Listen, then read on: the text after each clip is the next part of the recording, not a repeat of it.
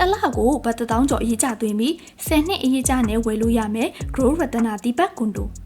ဆိုင်မ MRD ကနေ0မီတာအကွာဝေးမှာရှိပြီးတော့အခန်းကျဲကျဲဈေးတက်တန်ကွန်ဒိုရှာနေတဲ့သူတွေအတွက် Grow ရတနာတိပတ်ကွန်ဒိုကအဆင်ပြေစေမဲ့ကွန်ဒိုတစ်ခုပဲဖြစ်ပါတယ်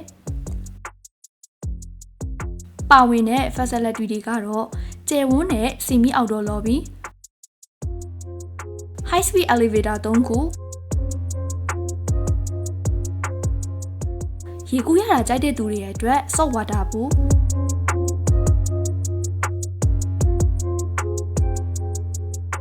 ကိုလည်းလေ့ကျင့်ခန်းလုပ်ဖို့ fitness center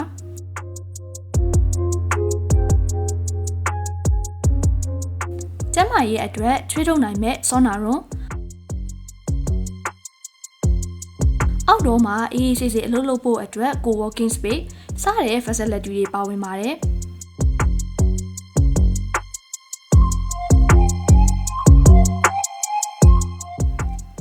1 bedroom 35 square meter အခန်းကနေစတင်ဝယ်ယူနိုင်တဲ့အပြင်58ကနေ76 square meter အထိအကျယ်ဝန်းရှိတဲ့2 bedroom အခန်းတွေလည်းရှိပါတယ်။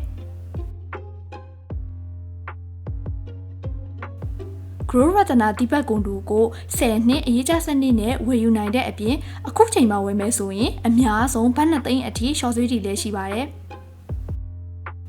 Grow ရတနာတိပတ်ကွန်ဒိုအကြောင်းကိုစိတ်ဝင်စားလို့အသေးစိတ်သိချင်နေဆိုရင်တော့အခုပဲ Sky Inno Hack ကိုဆက်သွယ်နိုင်ပါတယ်။